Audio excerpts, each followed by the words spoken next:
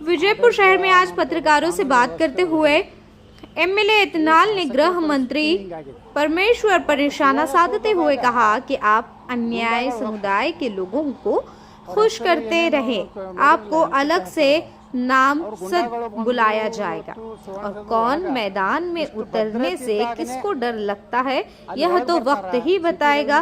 इस तरह की टिप्पणी करते हुए नजर आए हैं इतनाल। ಕರ್ನಾಟಕದಲ್ಲಿ ಆಡಳಿತ ಅನ್ನುವಂಥದ್ದು ಕಾನೂನು ವ್ಯವಸ್ಥೆ ಉಳಿದಿಲ್ಲ. ಇದು ಶಾಸಕರ ಪರಿಸ್ಥಿತಿನೇ ಹಿಂಗಾಗಿದೆ. ಮತ್ತು ಸುವರ್ಣಸೌಧದಾಗ ಗುಂಡಾಗಳು ಹೊಕ್ಕು ಅವ್ರ ಹೆಸರು ಏನೇನು ನೋಡಿರಲಿಲ್ಲ, ಎಂತಿಂಥ ಹೆಸರು ಅದಾವೆ. ಅವ್ರು ಗುಂಡಾಗಳು ಬಂದು ಇವತ್ತು ಸುವರ್ಣಸೌಧ ಒಳಗೆ ಇಷ್ಟು ಭದ್ರತೆ ಇದ್ದಾಗನೇ ಅಲ್ಲಿ ಒಳಗೆ ಬರ್ತಾರೆ. ಸಿಟಿ ರವಿ ಮ್ಯಾಗ ಅಟ್ಯಾಕ್ ಮಾಡ್ಬೇಕತ್ತಾರಂದ್ರೆ ಕಾನೂನು ವ್ಯವಸ್ಥೆ ಎಲ್ಲಿದೆ? ಯಾವ ಅಧಿಕಾರಿನ ಸಸ್ಪೆಂಡ್ ಮಾಡಿದ್ರಿ? ಅವ್ರನ್ನ ಒಳಗೆ ಹೆಂಗೆ ಬಿಟ್ರಿ? ಯಾರು ಪೊಲೀಸ್ ಫಸ್ಟ್ ಯಾರು ಇದ್ರಲ್ಲ ಅಲ್ಲಿ ಕಾನೂನು ವ್ಯವಸ್ಥೆದವರು, ಎ ಡಿ ಜಿ ಪಿ ಏನು ಮಾಡಕತ್ತಿದ್ರು? ಎ ಡಿ ಜಿ ಪಿ ಮುಗ್ಧ ಜನರ ಮೇಲೆ ಲಾಠಿ ಚಾರ್ಜ್ ಮಾಡಲಿಕ್ಕೆ ಆಯಿತು ಹಿತೇಂದ್ರಗೆ. ಇಷ್ಟೆಲ್ಲ ಘಟನೆ ಆದ ಪೊಲೀಸ್ ಕಮಿಷನರ್ ಏನು ಮಾಡಕತ್ತಿದ್ದ? ಅಂದರೆ ಪೂರ್ತಿ ಇವರು ಹತಾಶೆ ಆಗಿದ್ದಾರೆ. ಇವ್ರು ಮಾಡುವಂಥ ಹಗರಣಗಳು ಇವನ್ನೆಲ್ಲ ಮುಚ್ಚಿ ಹಾಕಲಿಕ್ಕೆ. ಎಲ್ಲೇ ನೋಡಿ ಕಲಬುರಗಿಗೆ ವಿಜೇಂದ್ರ ಬರಲೇ ಇಲ್ಲ.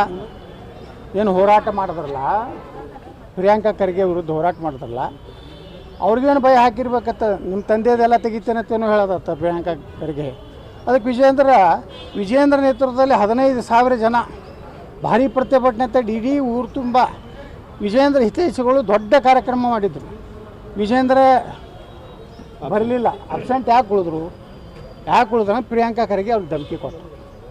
ನಂದು ಏನಾರು ಬಂದರೆ ನಿಮ್ಮ ತಂದೆದೆಲ್ಲನೂ ತೆಗಿತೀನಿ ಅಂತ ಭಯ, ಈ ರೀತಿ ಭಯ ಅದಿದೆ. ಮತ್ತು ಹಿಂಗಾದ್ರೆ ಹೆಂಗೆ ಸರ್? ಹಂಗೆ ಬಿಜೆಪಿ ವಿರೋಧ ಪಕ್ಷ ಹೋರಾಟ ಮಾಡೋದು ಹೇಗೆ ಅಂತ? ಹೋರಾಟ ಈಗ ನೋಡಿ, ಆತಂಕ ಇದ್ದಲ್ಲೇ ಭಯಗೊಂಡಿರ್ಬೋದಲ್ಲ ಯಾರು ಇವರು ವಿಜೇಂದ್ರ ಅವರು. ಅದು ಏನೈತೋ ಗೊತ್ತಿಲ್ಲ, ಭಯ ಅಂತರೂ ಹೊಕ್ಕಿಸ್ಬಿಟ್ಟಾರ. ಅದಕ್ಕೆ ವಿಜೇಂದ್ರನೇ ಹೇಳ್ಬೇಕು, ಯಾಕೆ ಕಲಬುರ್ಗಿಗೆ ನಾವು ಹೋಗಲಿಲ್ಲ, ನಮ್ಮ ಸುರಕ್ಷತೆಯ ಭಯ ಇತ್ತು ಅಂತೇಳಿ ಹೇಳಬೇಕು. ಪ್ರಿಯಾಂಕಾ ಖರ್ಗೆ ಹೇಳ್ಯಾರ ಇಲ್ರಿ. ಈಗ ರವಿ ಅವರಿಗೆ ಪತ್ರ ಬರೆಯೋ ಮುಖಾಂತರ ಭಯ ಮೂಡಿಸ್ತಾ ಇದ್ದಾರೆ ಅಂತ ಹೇಳ್ತೀವಿ. 100% ನೋಡಿರಿ, ಭಯ ಅಷ್ಟೇ ಅಲ್ಲ, ಅಲ್ಲಿ ಜಿಲ್ಲಾ ಉಸ್ತುವಾರಿ ಸಚಿವರಿಗೆ ಗೊತ್ತಿಲ್ಲ, ಸತೀಶ್ ಜಾರಕಿಹೊಳಿಯವರಿಗೆ ಯಾರನ್ನ ಆಪ್ರೇಟ್ ಮಾಡಿದ್ರು. ಸಿಟಿ ರವಿನ ಅರೆಸ್ಟ್ ಮಾಡೋದಾಗಲಿ, ಅವ್ರನ್ನ ಸ್ಟೋನ್ ಕ್ರಷರ್ ಮಿಷಿನ್ ಸಮೀಪ ಒಯ್ದು ಕಬ್ಬಿನ ಗದ್ದೆಯಲ್ಲಿ ಒಯ್ದು ದೊಡ್ಡ ದೊಡ್ಡ ತೆಗ್ಗಿದೆ ಅಲ್ಲಿ ಜೀಪ್ ಒಯ್ದು ನಿಂದಿರಿಸೋದು. ನಿರಂತರವಾಗಿ ಅಲ್ಲಿ ಆ ಸಿಟಿ ರವಿ ಜೊತೆಗಿರುವಂಥ ಪೊಲೀಸರಿಗೆ ಕಂಟಿನ್ಯೂ ಮೊಬೈಲ್ಗಳನ್ನು ಮಾತಾಡ್ತಿದ್ರು. ಅಂದರೆ ಇದು ಎಲ್ಲೋ ಸಿಟಿ ರವಿನ ಮುಗಿಸಬೇಕು ಅನ್ನೋಂಥ ದೊಡ್ಡ ಷಡ್ಯಂತ್ರ. ನಾ ಮೊದಲೇ ಹೇಳೀನಿ ಇದನ್ನು. ರಾಜ್ಯದಲ್ಲಿ ನಾವು ಅಡ್ಜಸ್ಟ್ಮೆಂಟ್ ಇಲ್ಲಾರ್ದು 3-4 ಜನರ ಮೇಲೆ ಟಾರ್ಗೆಟ್ ಇದೆ.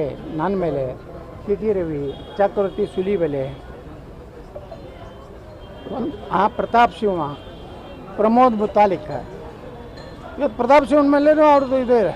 ಅವನು ಉಚ್ಚಾಟನೆ ಮಾಡ್ತಾನೆ ಸುದ್ದಿ ಕೇಳ್ತಾ ಇದ್ದಾರೆ. ಏನು ಉಚ್ಚಾಟನೆ ಹೆಂಗೆ ಮಾಡ್ತಾರೋ ನಿಮ್ಮ ತೆಲಿಗೆ ಕೆಟ್ಟೈತಂತ ಎಲ್ಲ ಇವ್ರು ಮಾತು ಕೇಳೋತಾರ್ತಿಲ್ಲ. ಅಂದರೆ ಈ ರೀತಿ ಭದ್ರತೆ ಇಲ್ಲ, ಜನಪ್ರತಿನಿಧಿಗೆ ಭದ್ರತೆ ಇಲ್ಲ ಅಂದರೆ ರಾಜ್ಯದಲ್ಲಿ ಸಂಪೂರ್ಣವಾಗಿ ಕಾನೂನು ವ್ಯವಸ್ಥೆ ಗೃಹ ಮಂತ್ರಿಗಳಿಗೆ ಇಲ್ಲ. ಗೃಹ ಮಂತ್ರಿಗಳಿಗೆ ಗೊತ್ತಿಲ್ಲ ಸಿಟಿ ರವಿ ಅರೆಸ್ಟ್ ಮಾಡಿದ್ದು ಅವ್ನು ಇದು ಮಾಡಿದ್ದು. ಅದು ಎಲ್ಲಿ ಬಂತಂದ್ರೆ ಗೃಹ ಮಂತ್ರಿಗಳು ಅವತ್ತು ಹೇಳಿದ್ರೆ ನನಗೆ ವಿಧಾನಸಭೆ ಒಳಗೆ ಎಲ್ಲ ಸುವರ್ಣಸೌಧ ಹಾಕ್ಬೇಕಂತಿದ್ರು. ಅದಕ್ಕೆ ನಾವು ಲಾಠಿ ಚಾರ್ಜ್ ಮಾಡಿದ್ವಿ. ಅವ್ರಿಗೇನು ಮುತ್ತು ಕೊಡಬೇಕಾಗ್ತದೆ. ಮುತ್ತು ನಮಗೆ ಕೊಡಬೇಡ್ರಿ, ನೀವು ಸಾಬರಿಗೆ ಮುತ್ತು ಕೊಡ್ಕೋತೀರಿ.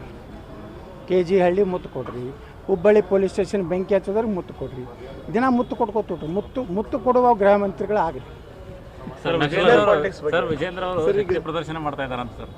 ಎದ್ರದ್ರಿ? ಈಗ ಮೊನ್ನೆ ಎಲ್ಲ ಮೀಟಿಂಗ್ ಕರೆದು ನಾನು ಒಂದು ಅದ್ರೊಳಗೆ ನೀವು ಯಾರು ಮಾಧ್ಯಮದವ್ರು ಬರೆದಿರಿ. ನೀನು ಇವತ್ತು ನೋಡಿದೆ ಮುಂಜಾನೆ ಯತ್ನಾಳಿಗೆ ಭಾರೀ ಹಿನ್ನಡೆ.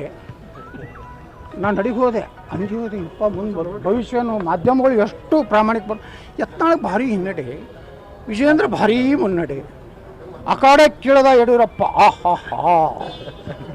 ವಾ ಮಾಧ್ಯಮಗಳೇ, ಯಾರು ಆ ಕಡೆ ಕೇಳಿದ್ರೆ ಏನಾಗೋದೈತೆ? ನನಗೆ ಏನಿಗೆ ಆಗೋದಿಲ್ಲ. ನೀವು ಮಾಧ್ಯಮದವ್ರು ಹೊಡೀರಿ, 2 ದಿವಸ ಹೊಡಿತೀರಿ, ನಿಮಗೂ ಅನುಕೂಲ ಆಗ್ತೈತಿ, ಹೊಡೀರಿ.